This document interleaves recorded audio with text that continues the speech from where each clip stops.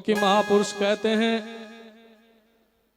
कि जननी जनय संत जनय दाता या कोई सूर, या तो जननी बांझ रहे क्यों गवावे नूर। माँ या तो किसी संत को जन्म दे, या किसी दाता को जन्म दे, या किसी सूरमा को जन्म दे। उस माता का जो भी जीवन का कार्यकाल है, संतों ने दर्शाया है कि अगर माँ ऐसे बच्चे को जन्म दे तो उस माँ का जीवन भी धन्य है। गुरु प्रेमियों, हम सत्संग में आते हैं, सत्संग में आते तो हैं, लेकिन जो भी विचारक आते हैं, संत महापुरुष आते हैं, उनके विचारों को अगर हम नहीं सुनते तो सत्संग में आना और ना आना एक समान हो जाता है। क्योंकि जो लोग संतों महापुरुषों और गुरुओं की विचारधाराओं से जुड़े होते हैं, उनका जीवन सदा ही धन्य होता है। जो लोग जीवन में किसी परंपरा को नहीं मानते, जैसे संत शिरोमणि रविदास जी महाराज के कार्यों को आगे बढ़ाते हुए संत शिरोमणि समनदास जी महाराज ने रवि नाम का ये बिगुल पूरे विश्व में बजाया है। ये बिगुल घर घर, गांव गांव, गलियों गलियों में संत शिरोमणि समनदास जी महाराज के अथक प्रयासों से संभव हुआ है। अन्यथा हम लोग भक्ति का मार्ग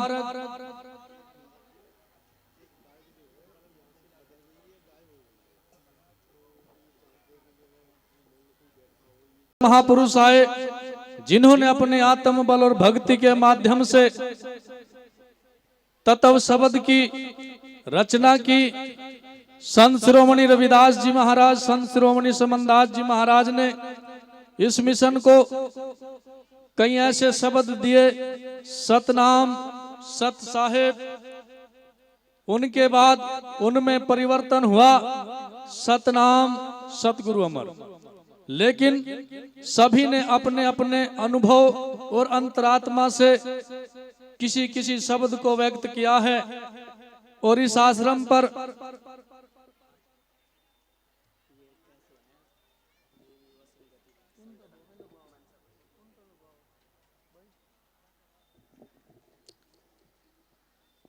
इस आश्रम के प्रबंधक संत ऋषिदास जी महाराज, जिन्होंने अपने जीवन काल में अपने जीवन के अनुभव को दृष्टांत देते हुए शब्द का प्रयोग किया है, उस नारे का प्रयोग किया है, सोहंग श्री सतनाम।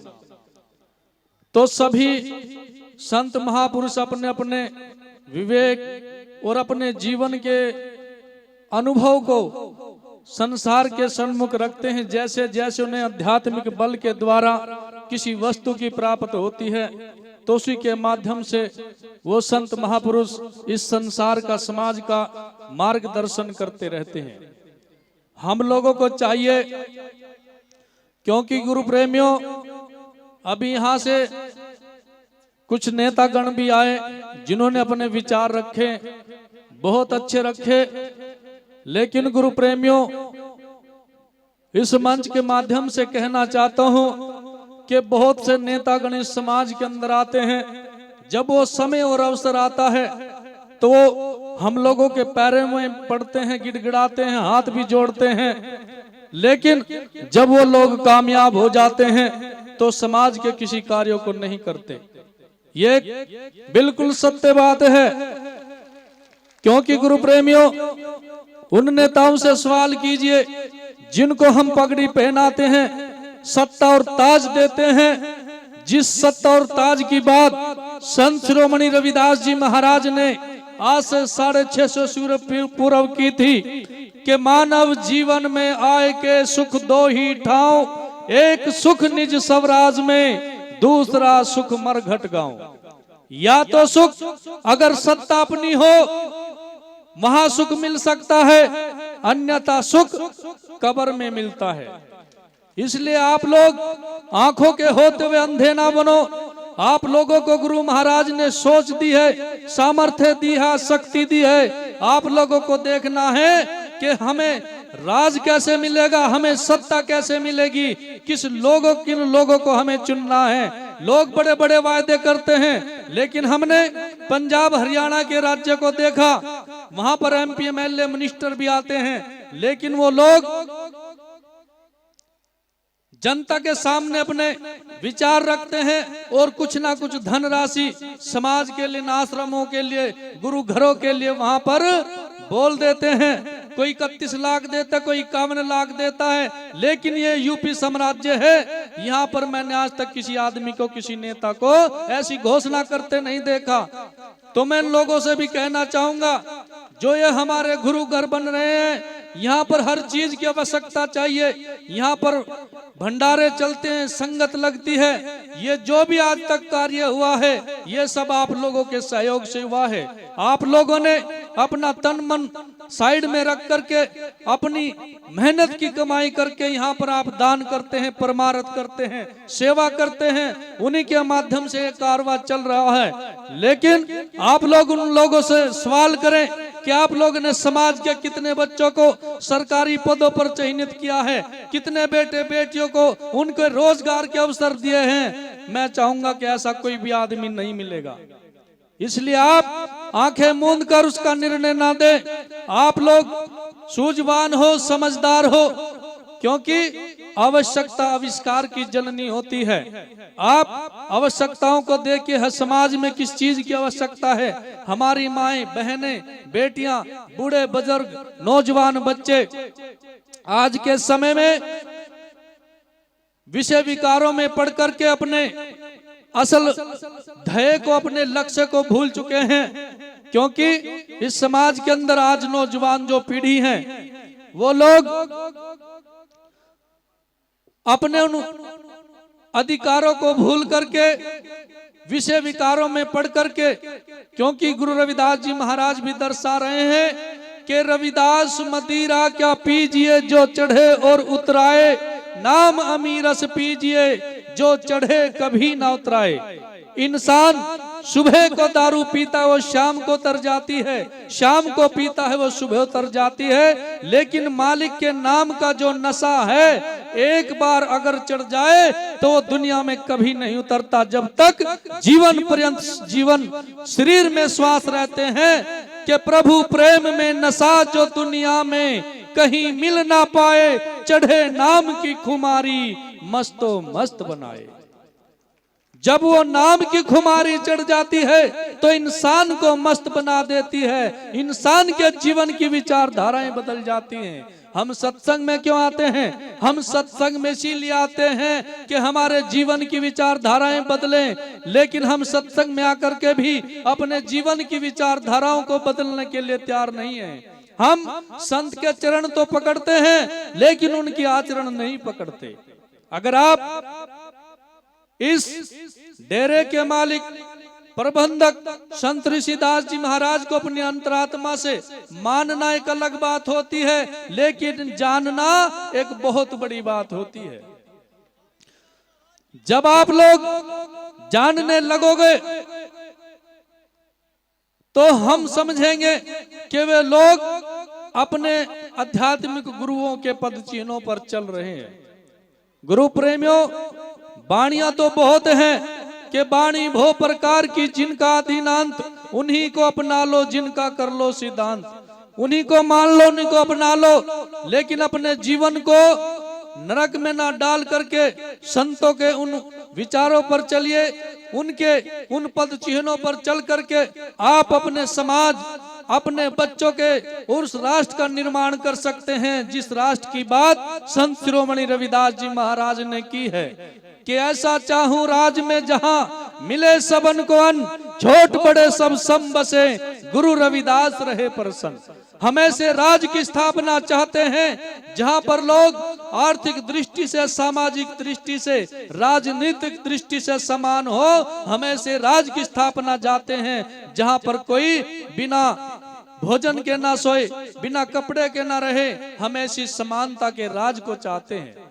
लेकिन हम लोग जो ये यूपी उत्तर प्रदेश का मनसूबा है, यहाँ पर आप लोगों ने अपनी सत्ता को भी कई बार प्राप्त किया है, ये बड़े गर्व और फख्र की बात है। लेकिन गुरु प्रेमियों, संसार आता रहा है और जाता रहा है, सत्ता भी बनती रही है, बिगड़ती रही है, मिटती रही है। लेकिन जो लोग समय पर अपने हक और अधिकारों को नहीं जानते हो, संसार में आने वाला समय उन लोगों के लिए सदा भयंकर और विनाशकारी होता है। परंपरा क्या चीज होती है गुरु प्रेमियों? जो लोग अपनी परंपराओं को भूल जाते हैं। संत शिरोमणि रविदास जी महाराज दुनिया के कुल मालिक, कुल गुरु, जिन्होंने संसार को अध्यात्मवाद का, निर्गुण भक्ति का पाठ पढ़ाया, और उन्हीं के पद चिन्हों पर चलते हुए संत शिरोमणि सतगुरु समनदास जी महाराज ने भी इस समाज को, इस संसार को निर्गुण भक्ति का पाठ पढ़ा करके हम लोगों के बहुत से विकारों को, ऐसे देवी देवाओं के पूजन को छुड़वाया, जो निर्लेप निर्बंधन भक्ति का समावेश इंसान के जीवन में पैदा किया है। क्योंकि जो लोग महापुरुषों के इतिहास को भूल जाते हैं, वो कभी इतिहास नहीं बना सकते। इसलिए आप लोग अपने बच्चों को पढ़ाएं, लिखाएं, विद्वान बनाएं, और इस समाज में ऐसे ऐसे शिक्षण संस्थान खोलें। क्योंकि आप लोग देख रहे हैं इस भारत सरकार के उस उपक्रम को, जब पहले बच्चे स्कूल में जाते थे, माँ कहती थी कि बेटा पेंसिल डाल ली, हाँ डाल ली, किताब डाल ली, हाँ डाल ली माँ। लेकिन जब से भारत सरकार का उपक्रम चला है, मिड डे मील योजना, बच्चे को स्कूल में जाने से पहले माँ क्या कहती है? बेटा चम्मच डाल लिया, हाँ माँ डाल लिया, थाली डाल ली, हाँ डाल ली। जो लोग अपनी शिक्षा के जहाजों को ऐसे डुबो रहे हैं, हमारे संतों ने, महापुरुषों ने अपने जीवन की कुर्बानी और बलिदान दे करके हम लोगों को जिस कारवां पर खड़ा किया है, अगर इस कारवां को आप लोग आगे ना बढ़ा सको तो कम से कम इस कारवां को भी पीछे मत जाने देना। क्योंकि गुरु प्रेमियों, संत शिरोमणि समनदास जी महाराज ने 100 वर्षों तक एक भक्ति रूपी एक ऐसा बाग लगाया और दिन रात ऐसा तूफानी प्रचार किया कि जैसे बड़े बड़े आश्रम आप लोगों के लिए तैयार किए हैं। आप लोग जहां भी जाएं, आप लोगों को रोटी मिलेगी, कपड़ा मिलेगा, ठहरने के लिए बहुत कुछ मिलेगा। ये सतगुरु समनदास जी महाराज की देन है इस समाज के लिए। आप अन्य किसी मिशन में चले जाएं, किसी भी धार्मिक अन्य स्थल पर चले जाएं, वहां पर आप लोगों को सिर्फ पैसे के लिए बोला जाता है कि मिश्री का प्रसाद ले लो, वहां पर चढ़ा दो और 100-200 रुपए की पर्ची कटा लो, रसीद कटा लो। लेकिन यहाँ पर आप लोगों के लिए कोई ऐसा प्रतिबंध नहीं है कि आप लोग पर्ची कटाए कुछ ना भी दें, लेकिन आप लोगों ने 1 रुपया भी दिया है, उसमें भी आप ही का हिस्सा है। ये भंडारे चल रहे हैं, अगर आपके पास देने के लिए कुछ नहीं है, एक नमक की थैली अपने भंडारे में दो, तब भी आपका हिस्सा उतना ही होगा। आप ना समझे कि हमने कुछ नहीं दिया, सेवा नहीं की। लेकिन गुरु प्रेमियों, पिछले वर्ष तो मैं किसी कारण से पहुंच नहीं पाया, लेकिन उससे पिछले वर्ष यहाँ आया था। क्योंकि हम लोग दान भी कर रहे हैं, परमार्थ भी कर रहे हैं, लेकिन हम लोग सेवा करना भी सीखे। जिस स्थान पर हमारे संत महापुरुष बैठे, हमारे गुरुओं महापुरुषों की प्रतिमा लगी हुई है और साक्षात गद्दी पर विराजमान बैठे हैं, हम जूते चप्पल लेकर के सीधे यहीं पर पहुंचते। इतना बड़ा समाज, अगर 2-4 लोग जूते चप्पल की सेवा के लिए कहीं बैठ जाएं, वो व्यवस्था बना ले तो बहुत अच्छी बात होगी। लेकिन उस वर्ष 1 या 2 आदमियों ने अपने उपस्थिति दर्ज कराई थी कि हम जूते चप्पल की सेवा करेंगे। लेकिन गुरु प्रेमियों, सेवा करने से ही इंसान के जन्म मरण के उनके 84 कट जाती है। तन की सेवा, मन की सेवा, धन की सेवा। अगर आपके पास धन नहीं है तो आप तन से सेवा कीजिए, मन से सेवा कीजिए, आप लोगों का कर्म निरंतर गुरु भक्ति में लगता रहेगा। जो लोग आज का जो युवा वर्ग है उनसे खासकर अपील है कि वो नशे पत्ते में ना पड़ करके अपने समाज को, अपने राष्ट्र हित के लिए, अपने माँ बाप की मान सम्मान और इज्जत के लिए अपने आप को उन विषय पत्तों में ना डाल करके अपने जीवन का कोई लक्ष्य निर्धारित करे। क्योंकि जो लोग संसार में लक्ष्यहीन होते हैं वो लोग पशुओं से भी बदतर होते हैं। इसलिए आप कोई भी ऐसा लक्ष्य निर्धारित करे कि हमें इंजीनियर बनना है, हमें डॉक्टर बनना है, हमें वकील बनना है, हमें आईजीपी बनना है, डीआईजी बनना है, तभी हमारे लक्ष्य निर्धारित होकर के एक जीवन का अनुभव है। इंसान जिस बात को सोच लेता है, खुद ही को करो बुलंद इतना कि हर तकदीर से पहले खुदा बंदे से खुद पूछे, बता तेरी रजा क्या है। अगर इंसान अपने अंतरात्मा में किसी भी कार्य को धारण कर ले, चाहे वो कार्य कितना भी बड़ा हो, क्योंकि उस इंसान की वृत्ति सूरत उसी कार्य में लग जाती है। जिस भी वस्तु की तरफ हम फोकस करते हैं वो वस्तु क्रियाशील हो जाती है। इसलिए आप अपने आप को कभी भी छोटा मत समझे, तुच्छ ना समझे और अपने बुद्धि विवेक से उस कार्य को करने की कोशिश करें। गुरु प्रेमियों, हम सत्संग में क्यों आते हैं? अपने विचारों को बदलने के लिए। जैसे एक लोहार होता है, लोहे को भट्टी के अंदर डालता है, उसे अग्नि में तपाता है, हथौड़े से बीट करता, उसे चोट मारता है, उससे कुछ भी आकार दे देता है, लोहा बना देता है, कशी बना देता है, दरांती बना देता है। उसी तरह इंसान के दिल और दिमाग पर जब विचारों का प्रभाव पड़ता है तो इंसान के जीवन की विचारधाराएं बदलने लगती हैं। तो हम सत्संग में अपनी विचारधाराओं को बदलने के लिए आते हैं।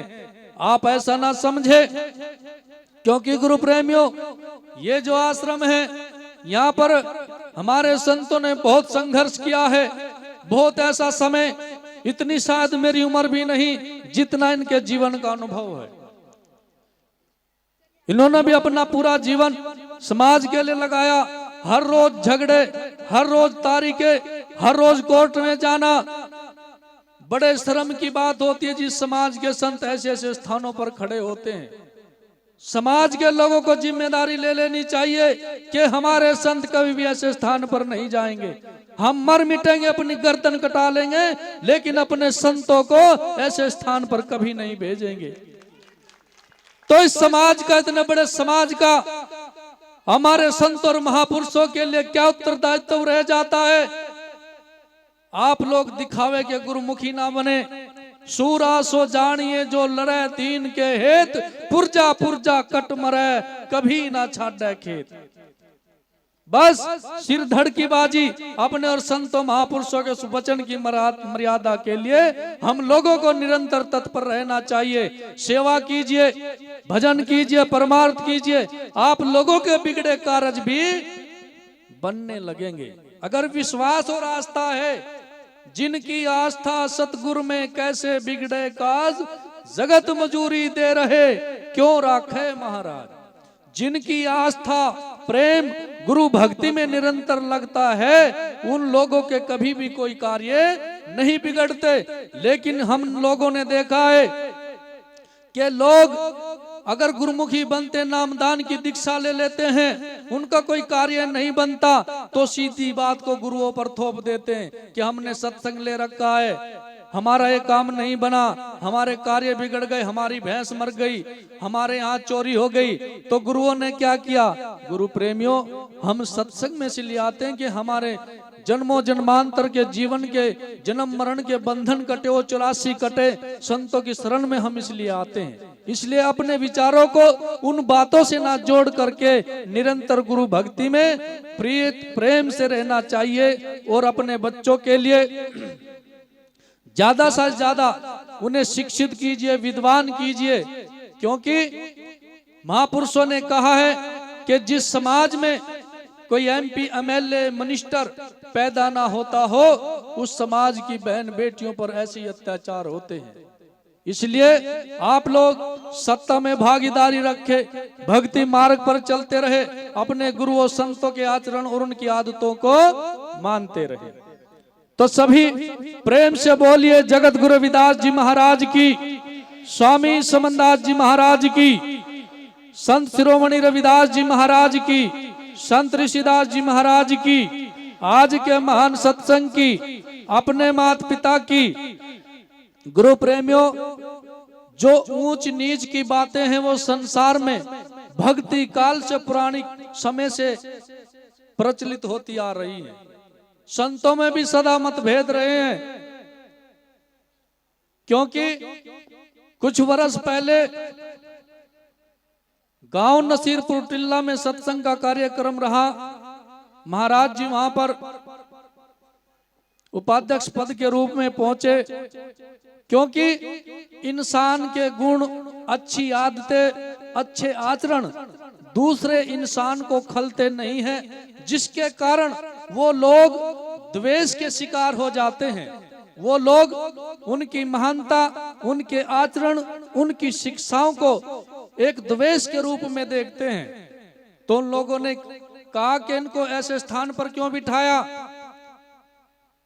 इस संत समाज की बात कह रहा हूं, हमने नहीं, वो समाज के लोगों ने चयनित किया है, उनको बुलाया है। 10, 20, 50 आदमी जब आमंत्रित करने के लिए आते हैं कि महाराज जी आपने सत्संग में आना है और उस गुरु घर को भी आबाद करना है, ताकि वो प्रक्रिया, वो परंपरा निरंतर बनती रहे, चलती रहे। तो उन्होंने क्या काम किया, उनके सम्मान को देखा, खाना चारपाई पर आ गया, वहीं पर माला डाल